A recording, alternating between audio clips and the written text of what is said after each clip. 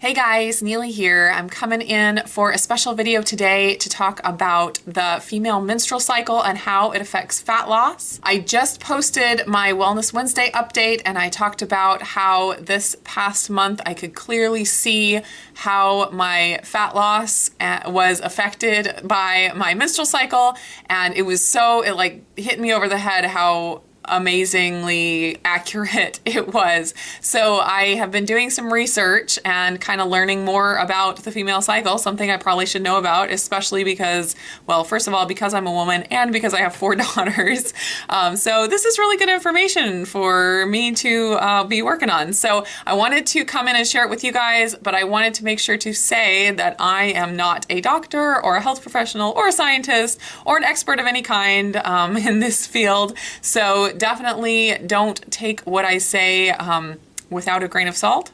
Take what I say with a grain of salt. And I am going to be linking to a video that is excellent at explaining this, as well as a couple of articles. The 2 main people that I have learned from are Jason Seib and Jade Teta from Metabolic Effect. And Jason Seib is from AltShift, and they both, it's funny that 2 guys who would be the experts on female fat loss and the menstrual cycle, but they really have done a lot of research and they have a lot of great information. So I have been learning a ton from them, and I definitely want you to go check those videos out if you are interested in this topic. Do not just take what I'm saying, but look at it for yourself.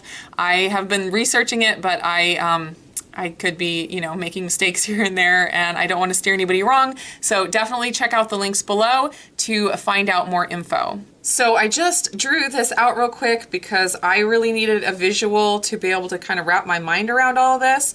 And this layout is stolen from Jason Seib in the video that I'm linking to. He writes out a little graph like this, and he actually does a graph of your estrogen and progesterone. And so definitely, like I said, go check out that video after this one is over.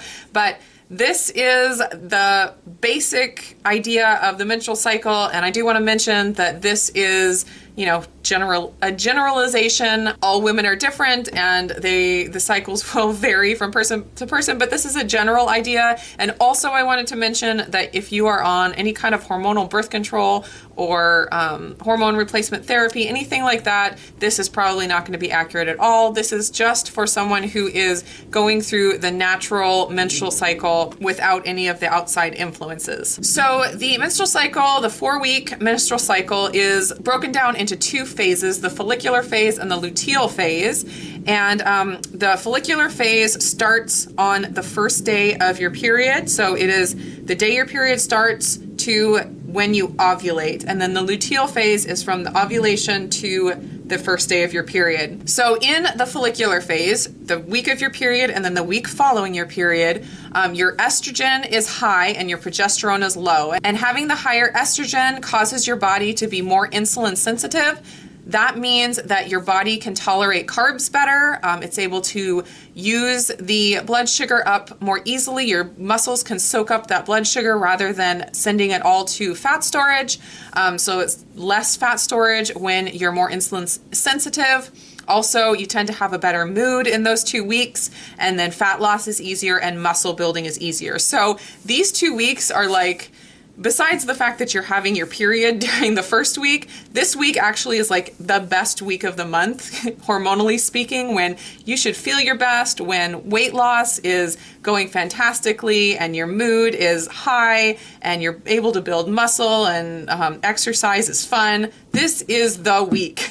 And then things move on. Then ovulation comes, and what happens after ovulation is you still have high estrogen, but you also have high progesterone.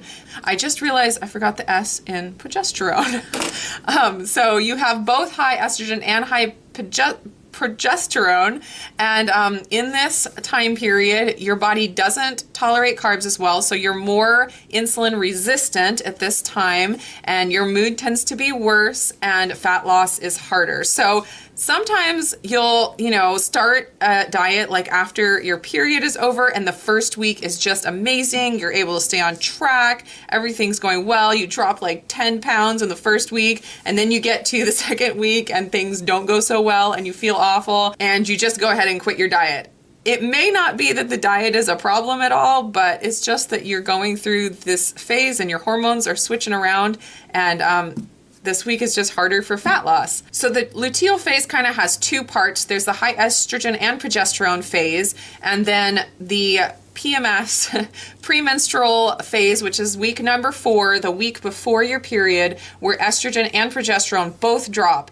And when that happens, it can affect your brain chemistry, and it can reduce your GABA, dopamine, and serotonin, and that's all of your feel-good chemicals. So that equals PMS, bad mood, and cravings, and that is why PMS exists. But then after you get through that and you get back to your first day of your period, then you go back into this high estrogen, low progesterone phase, and things start looking up. So I hope I got all of these facts right. I've been reading from different sources, and this is kind of what I put together, but definitely go do your own research and find some real good sources to find all of this information, and check it out and kind of watch your body and see if this lines up with the way your cycle goes, and then you can make adjustments to your diet or just adjustments to your mindset if this stuff tends to be accurate for you. So if you get into, you know, this first part of your luteal phase and your weight goes up because of water weight, I should have written on here, you tend to hold more water in the luteal phase. So it's very common for the scale to go up at this time, even when you're not actually gaining fat.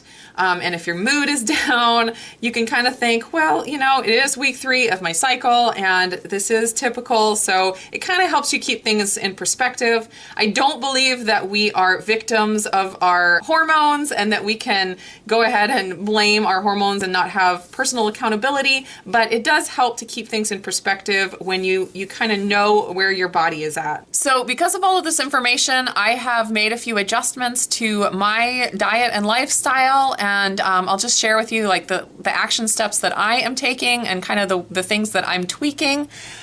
Basically, like I told you in my Wellness Wednesday, it was incredible how right after my ovulation day, I went up a few pounds on the scale, and then the scale hasn't hardly moved since then. So it was like, it was so clear this month, this is the first month that I've really noticed it and I was really paying attention, how accurate this information was, at least for my body in this month. And so basically what I'm doing is I am going to really focus on fat loss during my follicular phase. Then in the luteal phase, I'm going to incorporate more low carb days. Because you're more insulin resistant in your luteal phase, I'm gonna try to eat a little lower carb. I'm not gonna go low carb the whole time because I know that going low carb for more than 3 or 4 days in a row will end up messing me up, but I will end up doing more low carb days than low fat days. And then also I'm just gonna be relaxing about weight loss. Not that I'm just gonna go eat whatever I want, obviously, but I'm just not going to be as worried about weighing, and I won't be expecting as much of a scale difference because I just know that the place that I am is not the best place for fat loss. If it happens, that's fine. It's not like it's impossible. It's just the cards are stacked against you just a little bit more.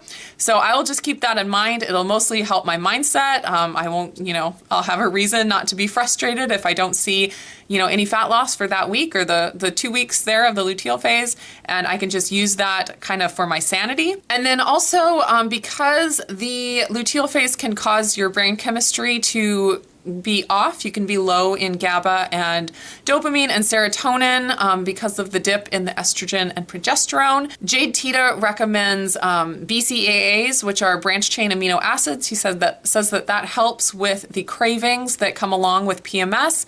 Also, cocoa is known to raise serotonin, so he recommends just straight cocoa in water, and he also has a supplement that you can buy. It's pretty spendy. I haven't spent the money on it, but it looks really nice. It's called Cravings Cocoa, and it's the BCAAs and the cocoa together. So those two things apparently can really help your brain chemistry and can take away those cravings at that time when your hormones are dipping like that. So I'm definitely going to be incorporating those. And then also I have my amino acid supplements that I have talked about in my diet cure review and the amino acid supplementation video. I will link up in the cards.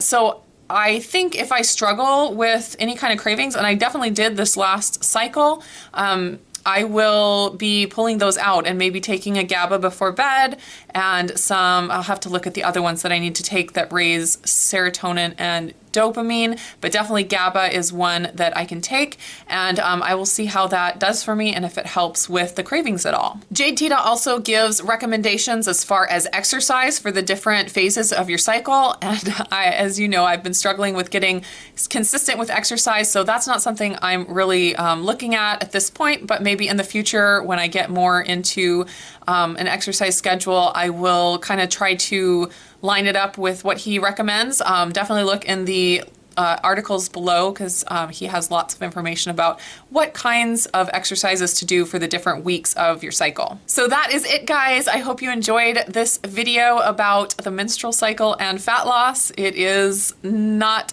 a glamorous topic to talk about, but it is very interesting, and hopefully it will help anybody if you've been struggling, or if you at a certain time in your cycle always, you know, throw in the towel and jump off the bandwagon on a diet.